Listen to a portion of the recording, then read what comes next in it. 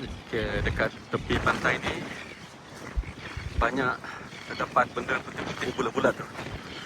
Apa benda lah benda yang putih-putih bulat-bulat ni. Jom kita tengok. Banyak ni lah semua. Apa benda ni sebenarnya? Oh, burung telur. Burung telur, telur burung. Ha. Telur